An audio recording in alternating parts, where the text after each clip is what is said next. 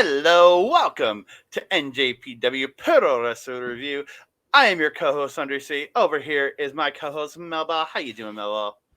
I am doing great, Andre. We have had a crazy start to this episode already. We're having a great end to the week here. But you know what? We got to watch some very interesting wrestling coming out of NJPW this week.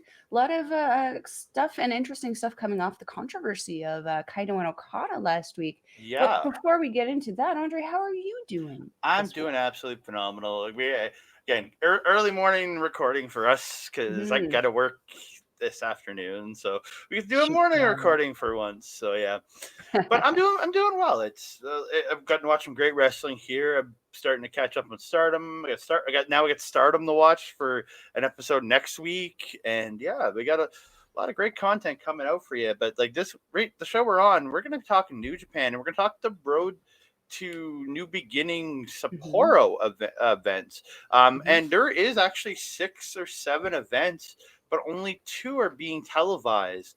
I found that out from speaking to Kevin Kelly on Twitter because I was noticing shows weren't being posted, and I messaged him like, "Hey, what's going on with these later January ones?" He's like, "Oh, these are just house shows," and I'm like, "Oh, awesome! I only have to record. I only have to review 2 shows now." Good old Kevin Kelly, always being an excellent source of information for us. He very much is, and the next big show will be coming out the next show Saturday, February 4th. It's gonna be a huge show because 4th and 5th. There's some huge Hmm. ones. I've got the card. We'll go quickly over that at the end, but Hmm. we are gonna get into this. But before we get started, I want to thank our sponsor, Rogue Energy. Scan the QR code down in the bottom right hand corner. You can get 10% off your order using the code OLEPODS at rogueenergy.com. Thank you to Rogue Energy. You can get a nice little shaker like this. Shaker Kawa. My Mina Shaker Kawa, as I like to call it. So, but we are going to get into the New Japan. We're too small. There, now we're bigger, and we are on the road I'm to New already small, Beginning. Andre. Don't make me smaller. We're on the road to New Beginning Sapporo events here. So we are going to kick it off. The first night, January 24th, was Great Okan, Ryohei Oiwa. It was a great wrestling from these two at the start. Like it was Mhm. very a technical. Like Oiwa was matching Khan in the wrestling ability, which was very smart. Um, Mhm. there was a great spot where Khan gets like a headlock and he's like smothering the mouth of Oiwa Mhm. and then gets a beautiful key lock. But Oiwa transitioning it to and he transitions to the armbar, but Oiwa just fighting, getting to that bottom rope. Oiwa getting the Boston Crab onto Khan, but him reversing out into a pin looked really good. Mhm. Or like uh, Khan reversing out into the pin was very good. But the end of the match came. Khan hit a snap suplex with the pancake hold, as Chris Charlton called it, to the pancake hold bridge to get the win. Yeah, this one was really, really fun. I agree. I felt Oiwa did really, really good against Okan, especially in the beginning there, matching him for everything he was kind of throwing at him. Really seemed to actually kind of frustrate Mm-hmm. Okan throughout the entire match. There was a, I don't know why I wrote deadline. I think it auto corrected. I went deadlift gut wrench suplex Yes, Oiwa. by Ooh, Oiwa. That Oiwa. was Yeah. wicked. That was great on Okan. But yeah, I also felt this was a great match. Okan really smart in starting to target that left arm of Oiwa, which kind of was supposed to kind of, I think, help detour him from doing that deadlift. However, Mhm. obviously did not do so. I also felt this was a really great opener. I always like seeing the great Okan, but putting the young lions through the ringers at the beginning, always a good chance. Oh yeah, and Okan always looking good. Like Hmm. even that match, we did neither of us cared for. That was him on the 22nd. Neither of us really cared. He still looked good in it. It was still they still did well. I just again it was a match I didn't care Yeah, yeah. for. You're talking about the one against Shingo, right? Yeah, Yeah, yeah. but we move on into a tag team match. It's Jado Mhm. and Wato taking on Gedo and Taiji. So the rhyming I scheme didn't ends even there. realize the rhyme until you said it. Well, Taiji Ishimori screws the whole rhyme up. That's the biggest problem. Is it's Oh. Jado and Wada versus Gedo and Taiji that just falls apart. And Again, Chihuahua. yeah, the Bullet Club attack just after Ishimori is announced, and Ishimori getting the bell hammer on Wado on the outside early on. again, not a lot to this match. In the end, Jado, whatever you want to call it. He hits Jado or Gedo hits the Jado with the brass knucks in the face. And gets the win. Again, again Bullet Club cheating. Again, these guys are even close to as blatant as House of Torture is. Yes, they picked a cheat win, but they didn't spend the entire match cheating. That's the biggest thing. This was a very like almost a Wato tie style match. Yeah, I felt that like jumpstart obviously at the beginning from Bullet Club. Didn't not expect that one from these guys. The Gedo was really tossing Wato around pretty really rough at the beginning there into the barricades on the outside. Wato really getting worked over there for a little bit at the beginning of that match. But when Gedo and Jado got in there, man, did this match turn into a brawl. It went from being a wrestling match to these guys just punching each other in the face. And I kind of liked it. Gedo getting that crossface on Jado, I was surprised he was able to keep that in. I'm not going to lie. And then Wato getting that arm trap headlock at the same time. Yes, yeah. We've pointed this out multiple times that there's a lot of, especially in Japanese wrestling, one person puts a submission on, the partners put a submission on their partners to keep them from interfering. I've noticed it a lot lately in wrestling. It must be the trend going into this year. I'm not going to complain about it. What I will complain about is Japanese wrestling referees. Stardom and NJPW, you guys are the same now. So Stardom, either stop throwing the other two partners out and trying to like do the count, or NJPW start doing it. There can't be that inconsistency. Yeah, I know exactly what you mean. I know exactly what you mean on that. Yeah, it's huge inconsistency. So we move on from here and we go to the United Empires, Aaron Henare and Francesco Akira, taking on just four guys, Douki and Taka Michinoku, or as I wrote it down, Dokinoku. Hey, you're doing good with the name combos today, my friend.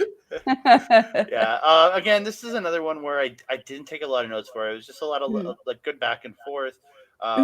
There's a great head scissors and back elbow by Douki. Look, he's pretty picture perfect. There's a beauty half and half by Akira, followed by a northern, and then Akira, and then Douki just follows it straight up with the Northern Lights. But in the end, spinning back kick by Henare to Taka, and he applies the ultimate, and Taka taps out to give Yui the win. I really had fun with this match. I was laughing at the beginning there because I had a lot of fun with this one, especially coming out of Akira. I felt it was the personality of this match. One of my notes is Akira is feisty. Yeah.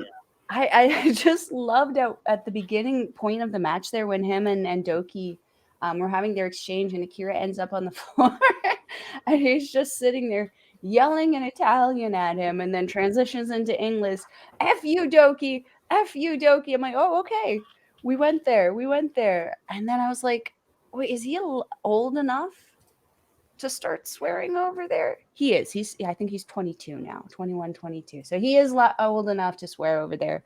Yeah, I don't have a whole ton to add to this except for Henare dominant in this match. He's been looking just tremendous since joining the United Empire.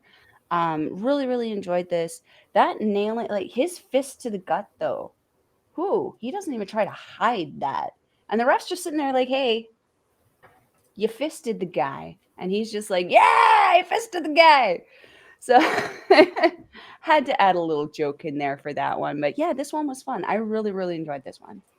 Oh, me too. Again, a very good match overall. Like, very strong. But we move on to the next match of the show. I'll just say that to Akira though, like his personality is really showing. Oh yeah. Like it's very evident that this guy has such potential to like be a very charismatic person for this company. And it's when he when he finally gets a chance to start speaking more and being that character, I think again he's very much a young Will Ospreay in that sense. If you Mhm. look, it's the same way you looked at Ospreay. You saw how good he was, and then you saw the character coming out of him over time, and that is Francesco Akira. He is the potential to be another Ospreay, in the It's like best a possible student way. teacher thing. Yeah, and he's got the guy as a teacher, which is Mhm. absolutely phenomenal. Mhm. I mean, who Yeah, better than Will Ospreay? And if you guys no, aren't following nobody. Akira on Instagram, he is posting multiple times every day. Same with his TikTok. Give him a follow. He kind of gives you some insights into his traveling throughout Japan, but also some insights into the back kind of inner workings of the United Empire. So it's definitely like a little sneak peek. Give him a follow. Yeah, absolutely phenomenal. But we move on to an 8-man tag match. It's chaos. Hirooki Goto and Yoshi-Hashi, who are Bishamon, teaming with Tomohiro Ishii and Osker Leube, as they Yeah, I kept was gonna saying on say we're commentary. saying his name wrong. I literally I wrote his name right, and then I put in parentheses how to say his last name. I'm doing that a lot now with different wrestlers. And taking on You gotta. TMDK's Mikey Nichols, Shane Hayes, Zack Sabre Jr., and Kosei Fujita. Absolutely love. Again, I love TMDK. Hayes and Nichols, one of my favorite tag teams of all time. I'll say this: when Yoshi-Hashi is wearing the title belt around his waist, coming out, his armor looks better on him. It's when he takes it off, it goes, huh. And it's like, It's almost like a cardboard that's like forcefully bent, but mm-hmm. then when you remove the belt, it flips back into place. Yeah. Fujita and Leube started out again because it's Fujita versus the Young Lions because everybody Mm. hates that he's part of a faction, Mhm, right? Or mhm, associated to a faction. I don't think he's like full member yet, but he's like their Young Lion associate, right? mhm, Because he can, mhm. but and then it all just breaks down. Chaos attacking TMDK, just a bunch of crazy there. Um,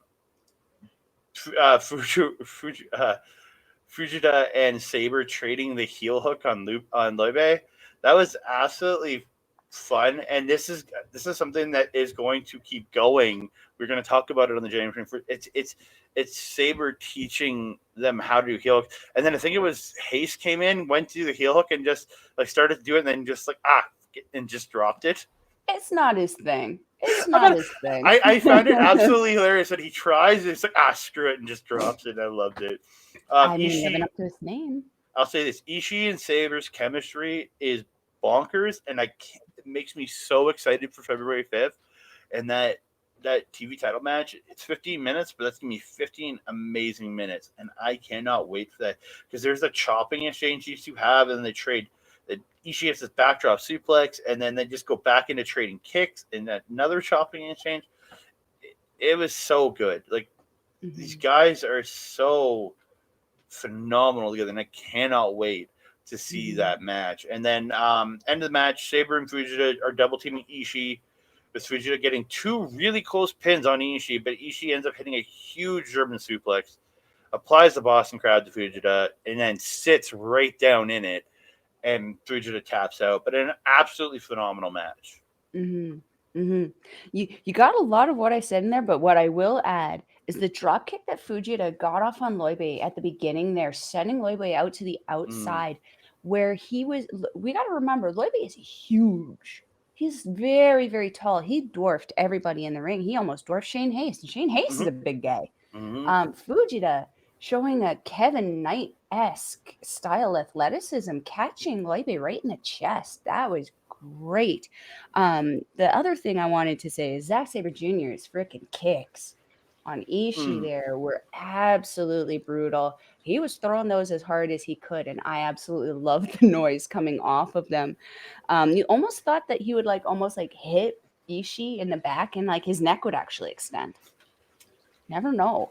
Um, last thing I wanted to just say with Fujita, once he did get into the Boston Crab being applied by Ishii there, what I really enjoyed about it was that he didn't tap right away. He Mm-hmm. was in it for a fair amount of time, even pushing up and making progress towards the ropes before Ishii was like, "No, little boy, sit down and scream." And he did. Yeah, very much Great so. match. This was fun. A very fun match, and we move on. And just one more thing. Like Mhm. I love the fact that Ishii's playing with Sabre. That Sabre will have to take 2 to 3 kicks or 2 to 3 strikes to equal Ishii, and I love that because I hate Mhm. again, Sabre is smaller than Ishii. He Mhm. should not be damaging Ishii the same much as Ishii damages him. It Mhm. may, and I like the way that they played off each other. And if I'm Sabre's been doing that with a lot of guys lately, I think Mhm. it's just pretty much just saying he's like, let me hit you 2 or 3 times to your one hit because it Mhm. makes more sense.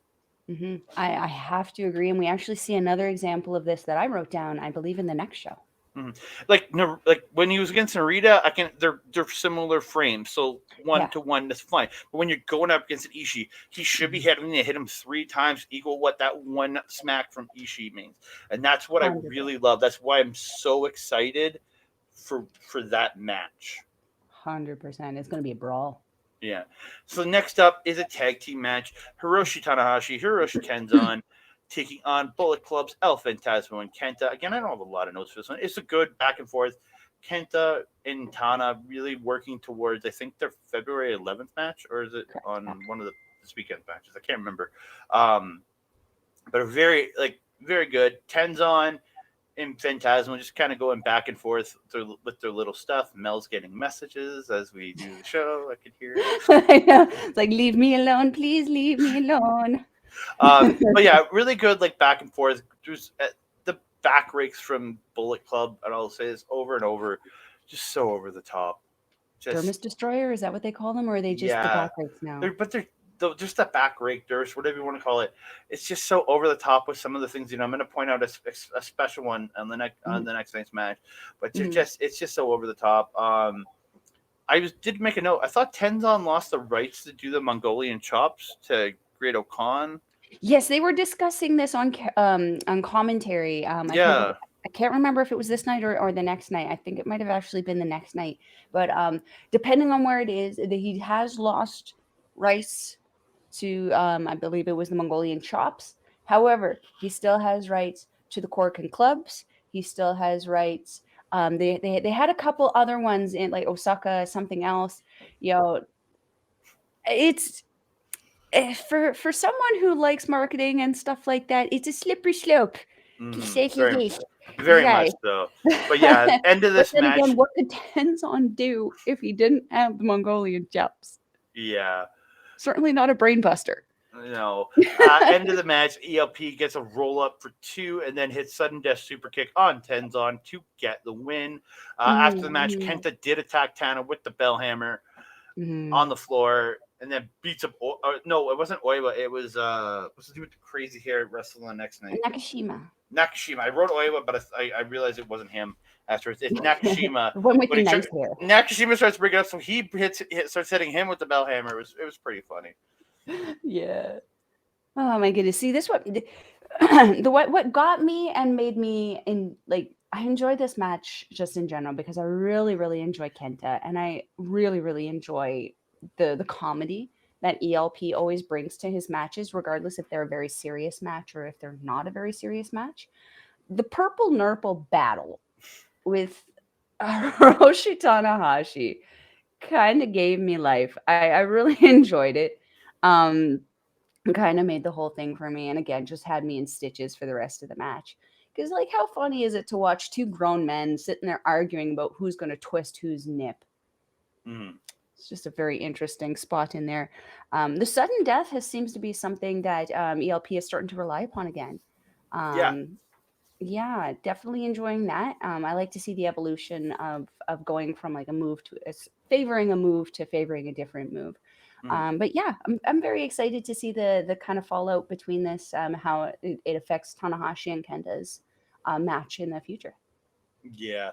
I very much enjoy this. And Kenta and Tanahashi, I think they're tied 3-3 right now, or I think Kenta might be ahead 4-3. I can't remember, but their Mm. series has been absolutely phenomenal, and I cannot wait to see what these guys do next on February 11th because, they just want to top what they.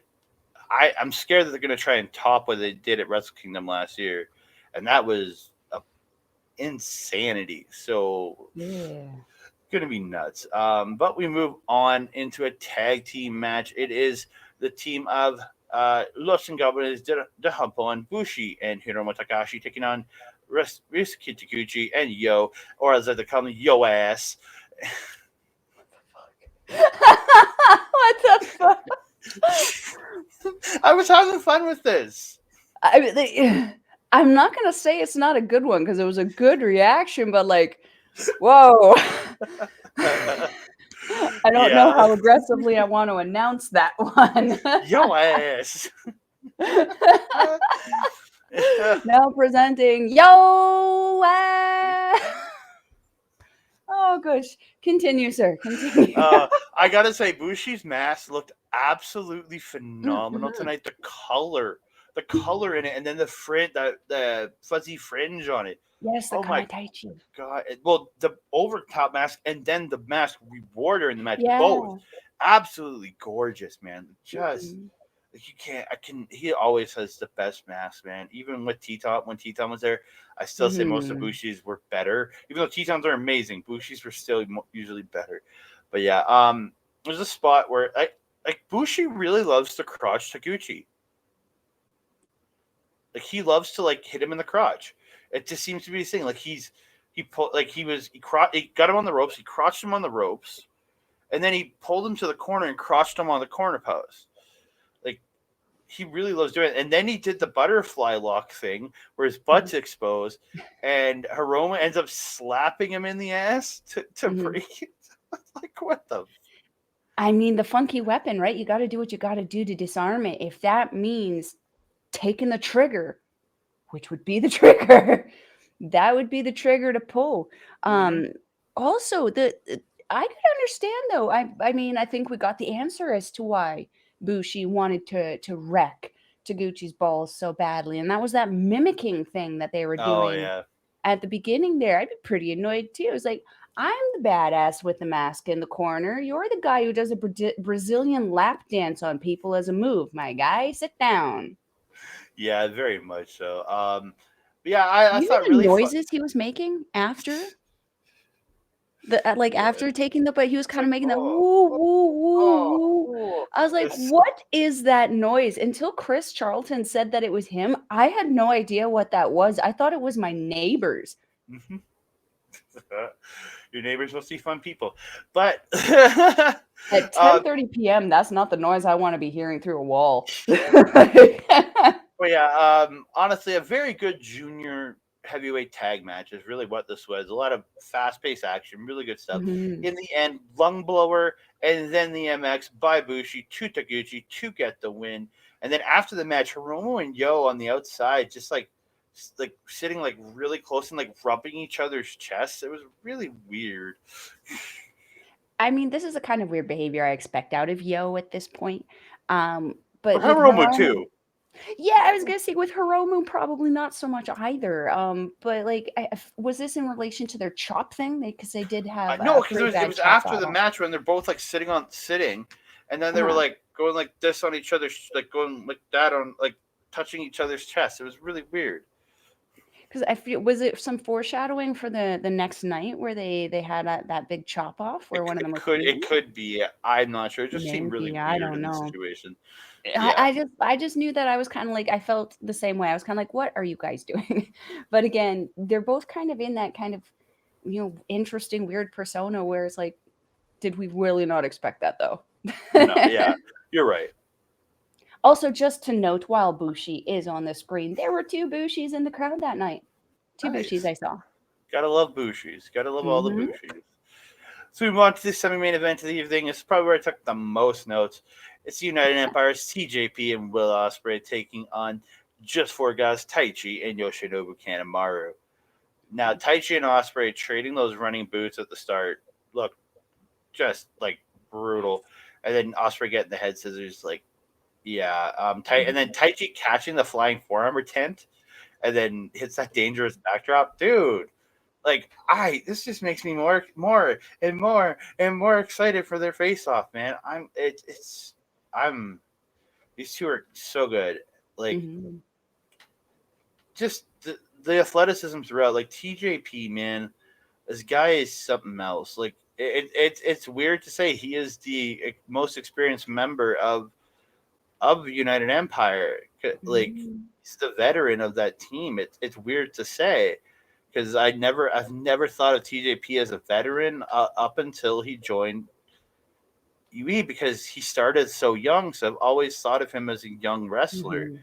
and it's now you're Doesn't thinking help he's that he also has that, like, anti-aging look on his yeah face, my he goodness. looks like he's in his 20s, but he's like I think the guy's like 37 or 38 years old now. Looks like Give he's me 20. that fountain of youth, sir.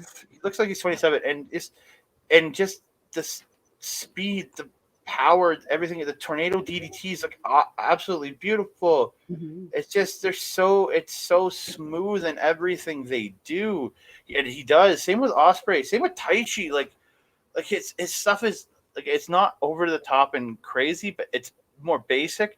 But everything he does is just smooth. Like the DDTs, everything just it's smooth.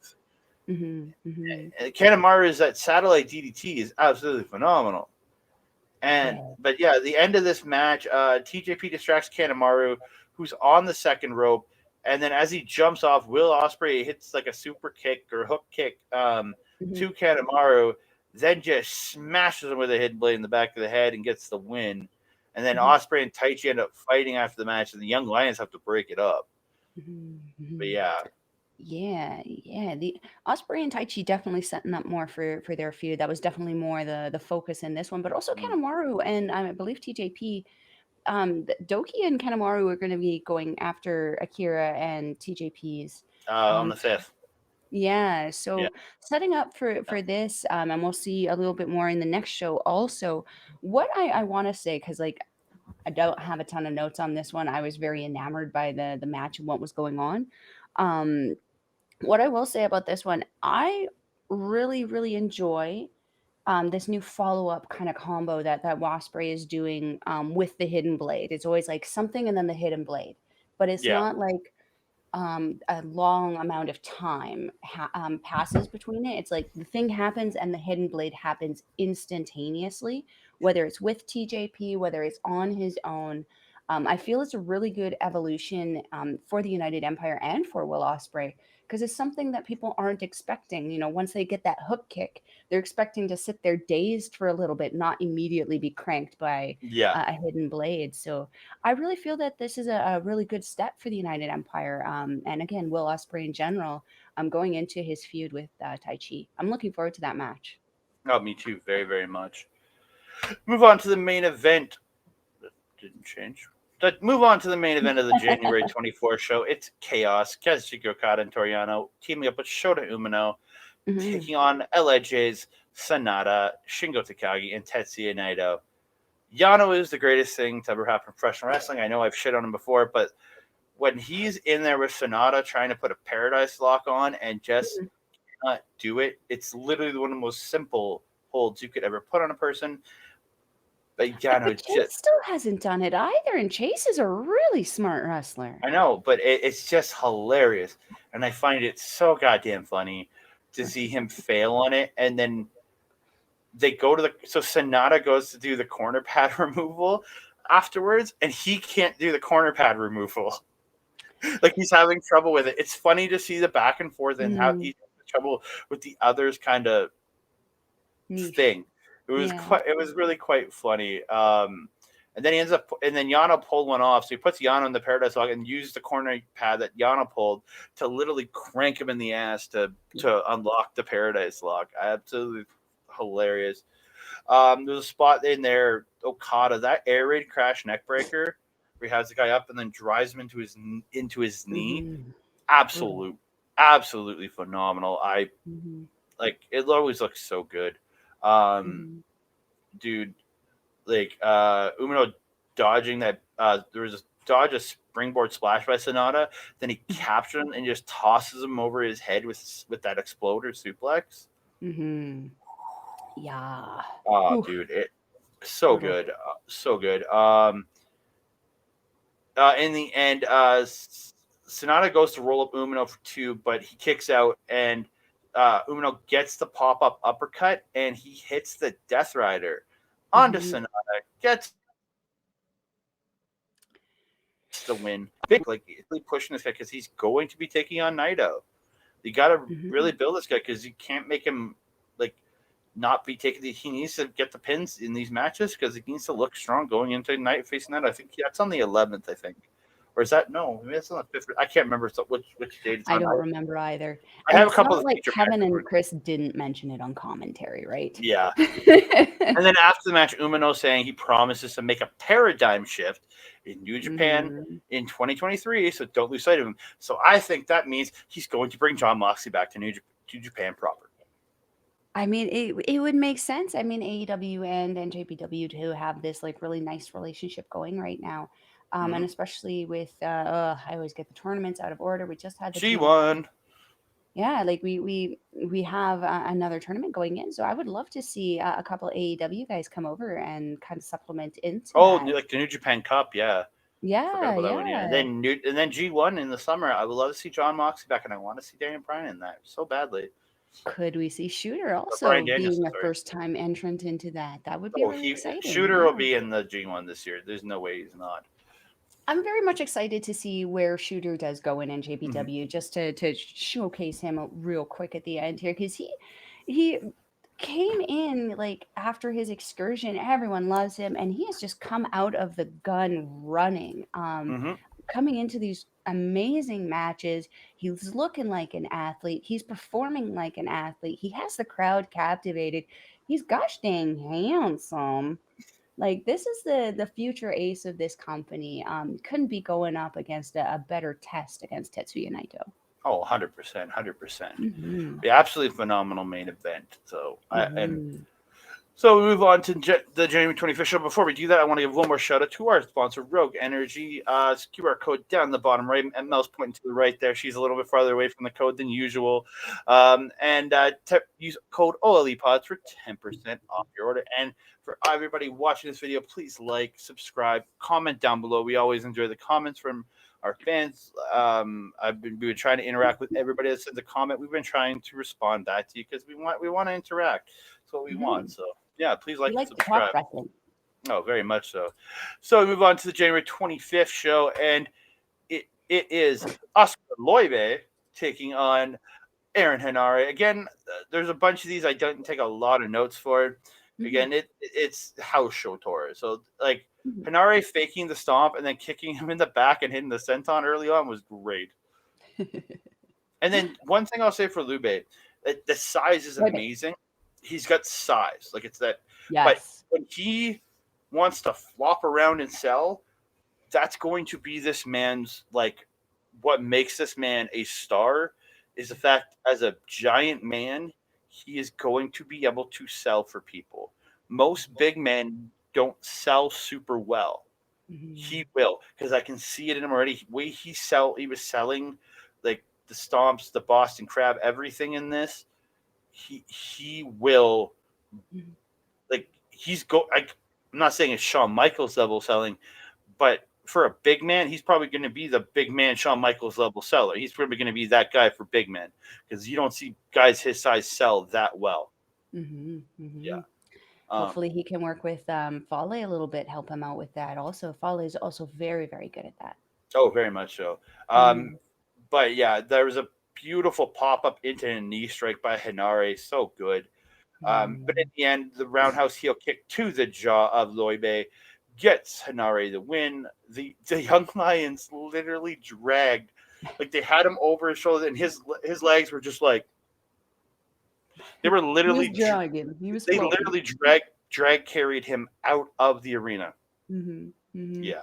And how much does that showcase just the strength and power of Aaron Henare as the oh, I always forget what his nickname is on the in the United Empire. Ultimate Weapon. No, Yeah, yeah, that is would it? make sense is No, with because his name. his finisher's Ultima. So Yeah, he's the Ultimate Weapon. the I think. Yeah. ultimate weapon. I mean, it makes sense. Yeah. It'd be interesting to see maybe the walking weapon and the ultimate weapon kind of, go head to head one day, see who the big weapon is. That'd be pretty. We are going Yeah. to get to see. We are going to see have to see Josh Alexander on the Battle in the Valley show. He's in an 8-man tag, so that was Mhm. announced a couple days Mhm. ago. So we're going to get to see that. I'm absolutely excited for that show. We will be covering it on here, so do not worry, ladies and gentlemen. Yes. But We move on to the second match of the 25th show, and is Bebop tag team Hiroshi Tanahashi Toriyama versus Bullet Club's Gedo and Kenta. I love Kenta stalling. Like, he does it in such a way where you just get angry at the guy, but in the right way. Mm-hmm. You get annoyed with him. But I gotta say, Gato's shirt looked terrible, with the neck all giant stretched out. I was like, ugh. Like, it just Who did bothered both? me. I don't know. It just bothered me. I don't know what it was. It just bothered the hell out of me, man. But yeah, there was a spot where Yano goes to the corner pad, but Gedo pulls him off the corner from stopping from doing it. But then he gets Gedo off, and he goes back to the corner to take the corner pad off, and then Kenta just runs up and starts yelling at him when he's on the apron, and Yano just stops. It was a weird way to deter Yano from doing his thing, but it was absolutely phenomenal. And then I mean, Yano who knows did what he said because we don't speak Japanese, but maybe he said something pretty lewd to him that made him really like. Yeah, but Yano did eventually get the corner pad off, and this is where I think it was Kenta or was it Gedo? Oh yeah, Gedo starts stomping on the turnbuckle pad, and Yano covers it up and takes a couple of stomps from Gedo, trying to protect his turnbuckle pad. I can't remember Absolutely what one beautiful his name comedy. was. I don't, but absolute beautiful comedy. Mm-hmm. Like, and this is where that stuff belongs in a second match of the evening tag. Like, when it comes to G1s and tournaments, that's not where it belongs. But when it comes to something like this, this is absolutely where stuff like this belongs, and I absolutely love stuff like that. Mm-hmm. Yeah. So at the end of the match, Gedo is stopped from using the brass knuckles. Kenta brings in a chair, but Tanahashi actually dropped Tohold's Kenta, and he goes face first into the chair. And then Yano hits the low blow on Gedo and rolls him up. And yeah, great. I thought a great, fun match overall. And then Kenta attacks Tanahashi and Yano after the match, and then starts attacking Tanahashi with the bell hammer again. Mm-hmm. Mm-hmm. This was fun. And I agree. It was exactly where it needed to be on the card. It was the right amount of comedy with the right amount of seriousness to set up for the Tanahashi Kenta showdown. I didn't notice Kenta's shirt, or sorry, Gato's shirt, but now I'm gonna have to go back It was just like, you see my neck on my shirt? yeah. It was probably it was like out here. Oh, Like it was like down here. It was like, it's like he reused one that someone like somebody like stretched the living hell out of the neck. I wonder if maybe it was an older shirt and he had like actually gotten like grabbed by the cuff and like put up against. I'm pretty sure that's what it was, but it annoyed me. Interesting. I'll have to go back and watch that because I want to see that now. Yeah. Then we move on to the next match of the evening. It is the team of Master Wato and Togi Makabe taking on the Bullet Club's cutest tag team, Phantasmo and Taiji Ishimori. That is their words, not mine. I'm just reading what Our they good were friend listed LaFoe has the shirt. Wato at the start of this match, the fire he showed at the start, like, man, this guy, like, I will say this. I think it's time that Wato gets a run with the title. I think he needs. My personal opinion, I want to see him win Best of the Super Juniors and challenge and win that title this summer. I really want that because I think, like, I was not a proponent of Master Wato for the longest time, but these last like 6 months, like really since coming out of last year's Best of the Super Junior, maybe it's like 9 months. I think this guy has really come into his own.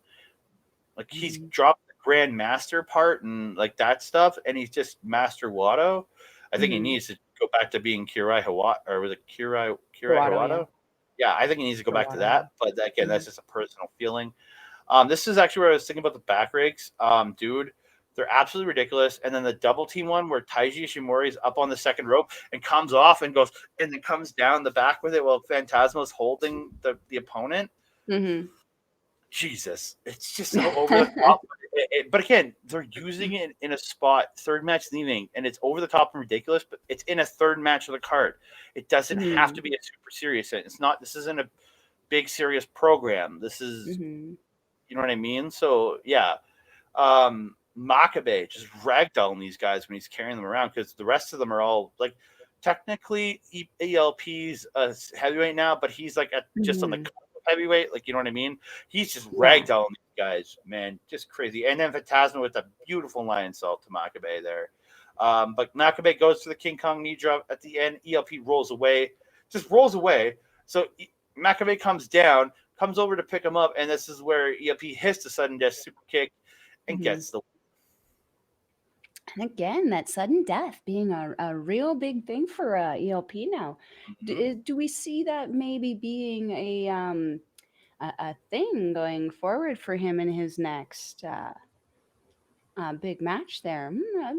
I'm thinking so. It's nice to see Wato again, as you mentioned. I think it was the last video you were actually like, Gedo, fix it. with, Yeah, with Wato. I want Gedo to just make him Hirooki Wato again. Like, I think the master part, the grandmaster part, he's divorced himself from it a good bit, but I think he needs to make a clean break from it to truly be for some people to truly think I'm ready to take this guy seriously, even with the Master Wato name. I just prefer if he was Hirooki Wato. But yeah. Yeah, and as I was saying, the evolution that he has done, that you mentioned over the last couple months has been tremendous. I'm very happy to see that he's no longer doing that nasty blue hair. That was clearly too much work to keep up with. I'm very so happy that he's moved away from the blue and pink bottoms and styling. He's definitely, I want to say, matured. I feel like matured might be the right word for him. Um, do I think that he should have a run right now with the title? Not quite. Do I think that he could if he won and was in the finals of the Super Juniors? Absolutely, because that's a few more months for him to really polish things up. He's getting into phenomenal shape, working out with Tanahashi all the time. So I'd say by the time the Super Juniors are going on, he's going to be ready for that. I think Yeah. so. And I think that's the project they're building. He's building Master Mhm. Wato to win that Best of Super Juniors and take the title from Hiromu. I think that's what they're building. I Mm. truly think that's what they're building, and I think that's a great thing. Mhm. Hmm.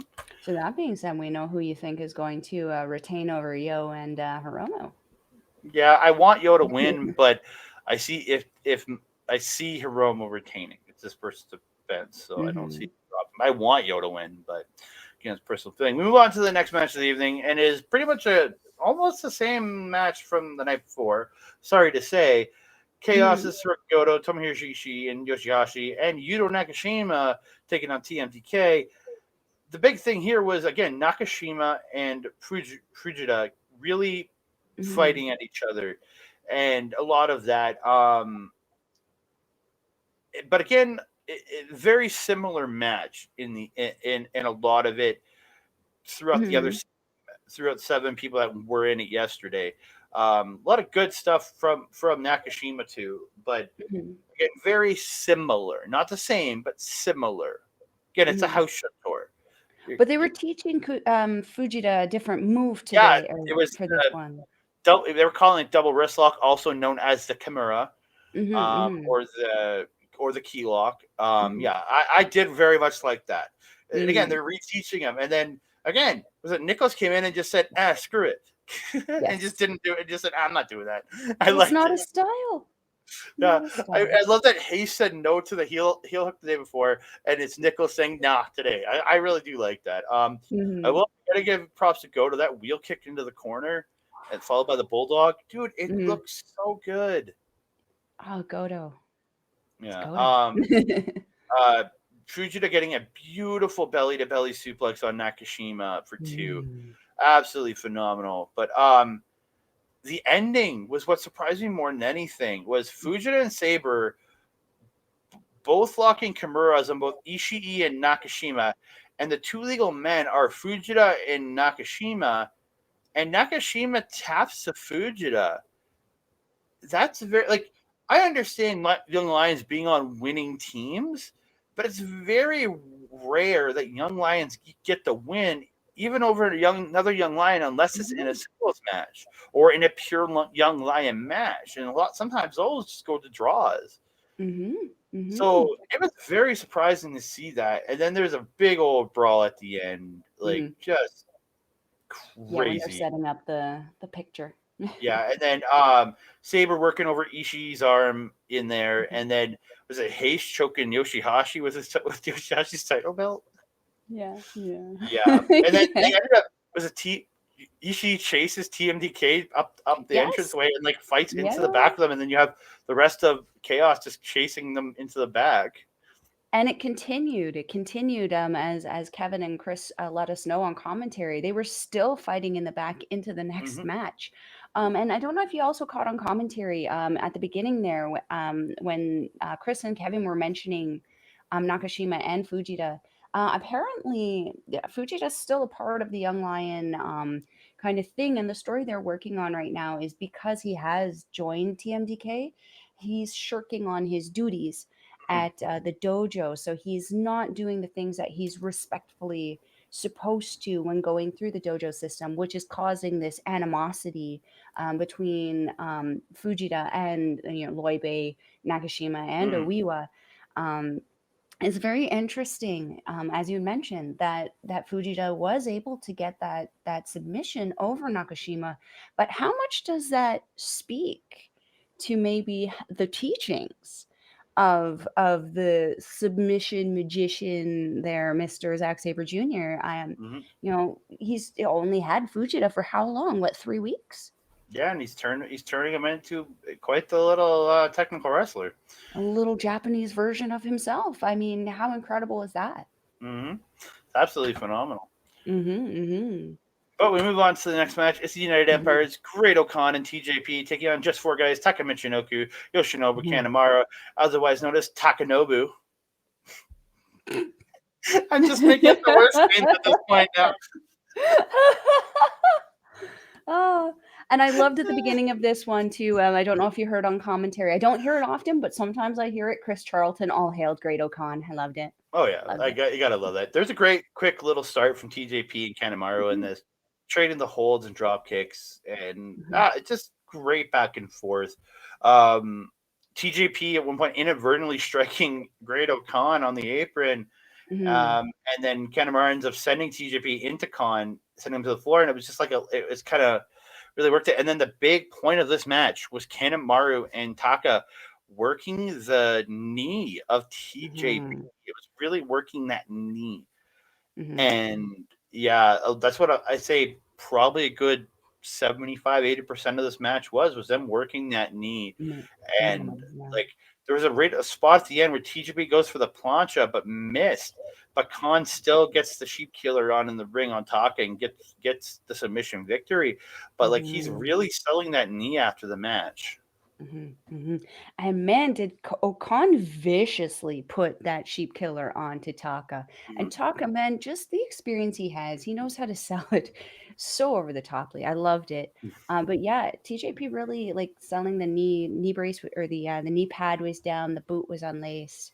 Um, could this be an issue for the IWGP Junior Tag Team Champions going into their match against Douki and Kanemaru? I hope it's not, but it's in that's the story they're trying to tell is will TJP go in at 100%? I'm not gonna lie, I don't suspect it will.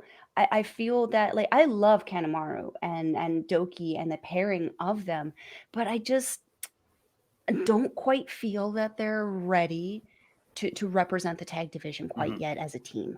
I feel that the United Empire is just there's as their namesake says, they're just that more united that TJP and Akira are going to be able to kind of pull that out of the bag, but I we'll see agree. when we get there. I very much agree with that. We move on to the other match that involved the exact same factions. Your name Mhm, is Akira and Ospreay taking on just four guys, Douki and Taichi. I don't have a mhm. name for those two, so I don't have a name for these ones. Sorry, it's hard to Yeah, I put was gonna those. say I'm not drawing anything right now. Yeah. Tai don't. Yeah, Um, no, you're not gonna try. Taiduki. That's, that sounds like a Street Fighter move. Again, it's the Hadouken, but Taiduki. Goodness. Oh, Jesus, this is a fun show.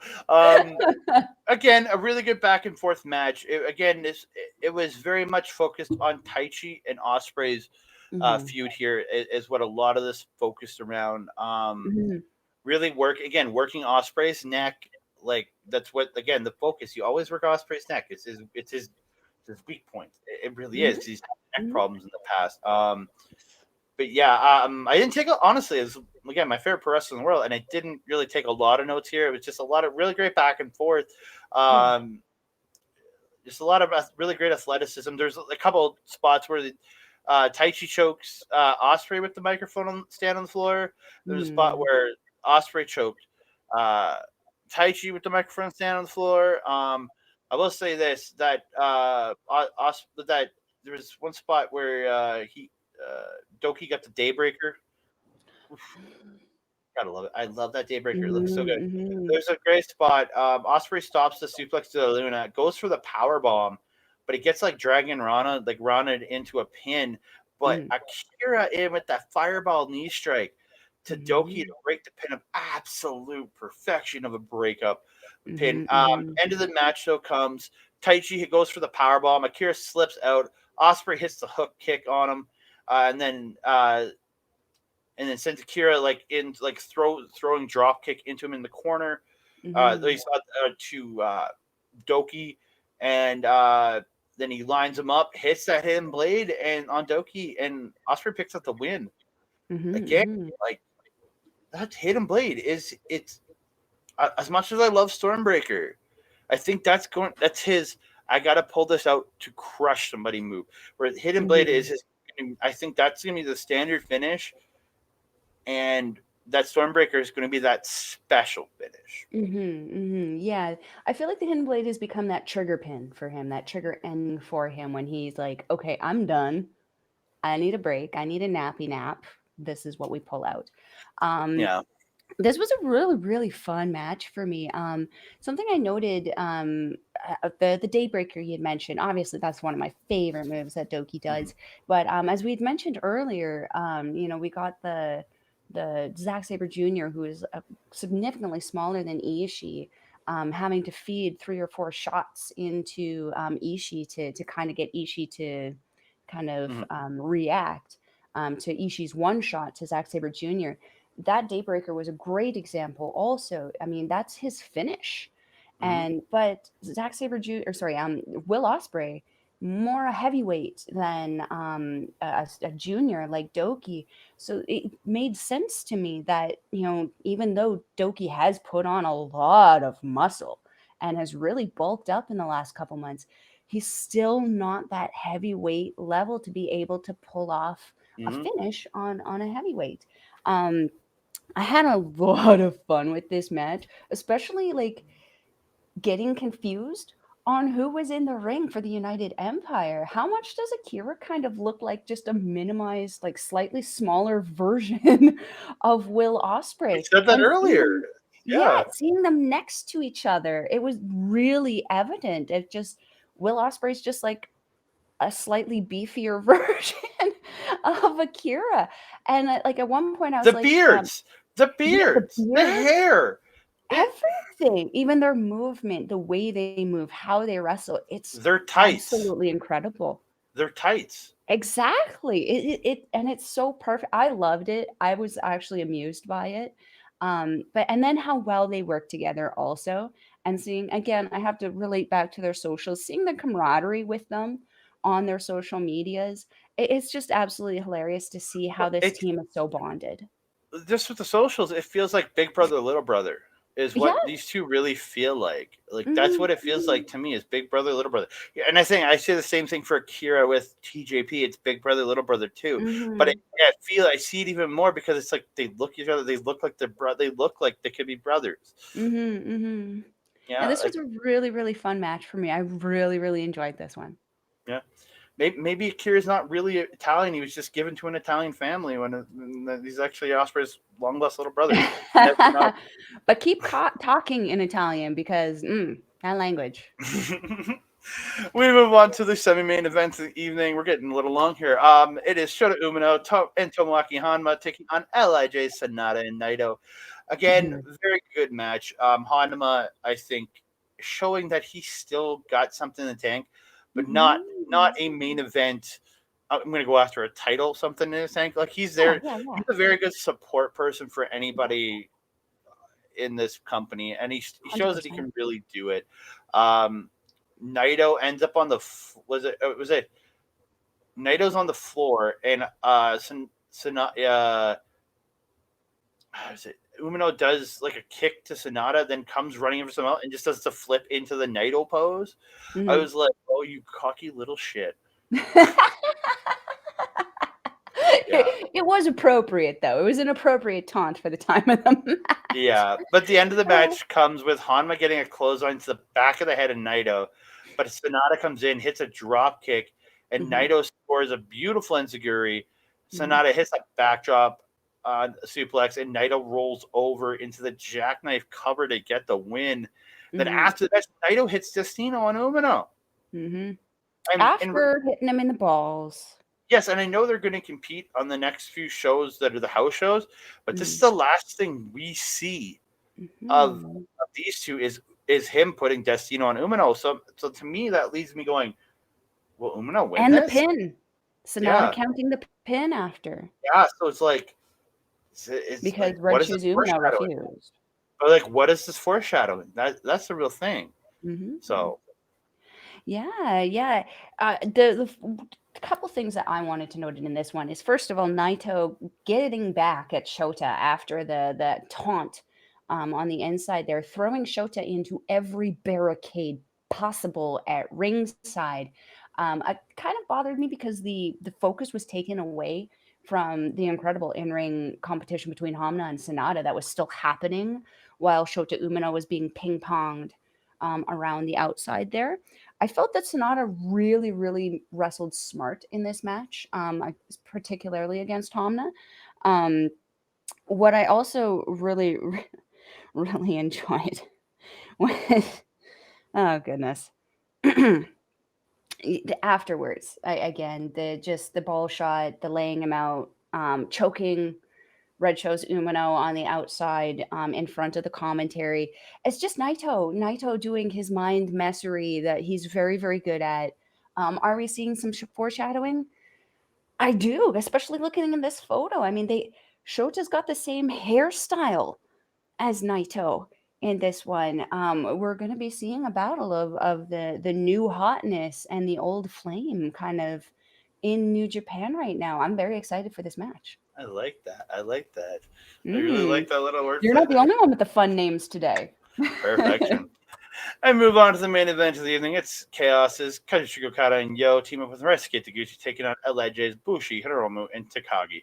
Again, this is building Okada versus Takagi for February 11th. This is building Yo versus Hiromu for, I think, the 4th or 5th. I can't remember which day it is. But yeah, it's very much building that. And then it's building Bushi messing with Taguchi's crotch. Well, he does it. He gets a hold where he's got a hold of the legs of Taguchi, and then he puts his foot into the crotch of Taguchi and is pulling. And it's at that point, though, it was payback for the Brazilian lap dance that he did on Hiromu at the beginning of the match. I know, but it's still, he does it. If Bushi and Taguchi are in there, he's doing something to Taguchi's crotch. He's obsessed with Taguchi's crotch. Even during the tag team, the Super Junior Tag Team League, yeah, it was the same thing. He targeted Taguchi's balls. Yeah. I will say that against him, man. Yeah, I will say this for Okada though. I'm kind of done with his Inoki jackets. They look way too big on him. It just don't fit. You can go with that same style of stuff, but go back to your old style of jacket that fit you better. Because he looks just like a little kid wearing his dad's coat. Like, so it's literally. No, again, yeah, I agree with that, but it's just, that's how it feels to me. He's a little kid wearing his daddy Inoki's jacket. That's all it feels to me, and I'm just like, why are you like? I know you're the new representation, you're the new Inoki for this company, but you don't have to be him. You are your own person forever. Go back to being yourself. You don't need, and the look, the size, I'm done with that jacket. But this match was very, very good. Takagi, just the power on this guy is absolutely phenomenal.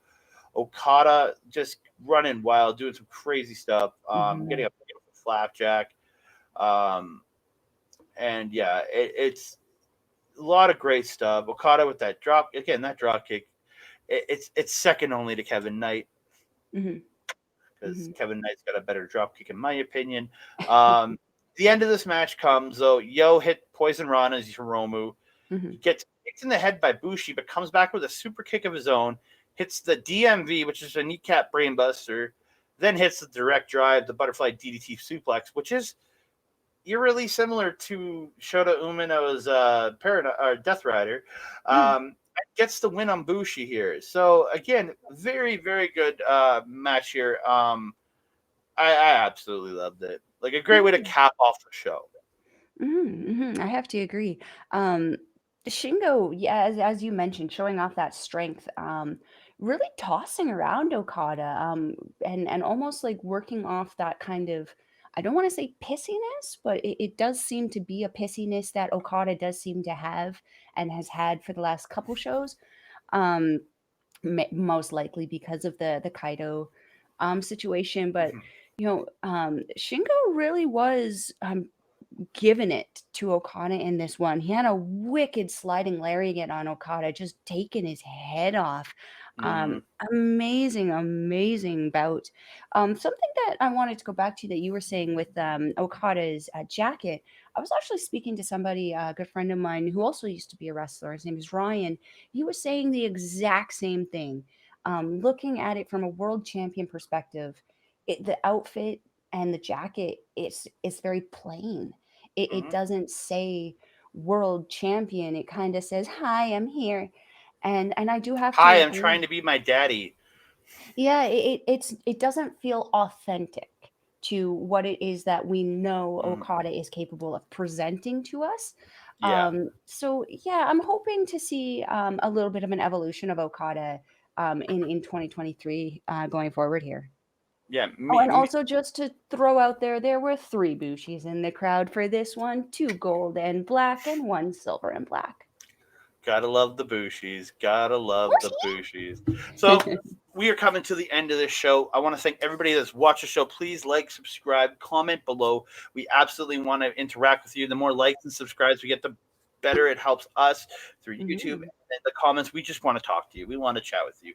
We want to talk about professionals. We had a great. Mhm.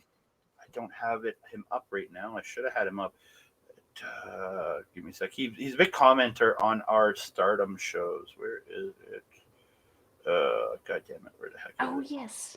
I just Yeah. had a great conversation with him over the last day or two. Sorry, I don't mean to make this too long, but Mhm. Ground MTG. Like, thank you for all Mhm, reaching out mhm. so much with everything you've been doing. You've been reaching out so much. You might not see this because I don't know if you're watching our New Japan stuff, but and then we were talking about the February 4th show for Stardom. So please, Mhm. like all that, we want to talk to you. We want to communicate. We want to have a great conversation with you. So please reach out. And then I want to say thank you to Rogue Energy.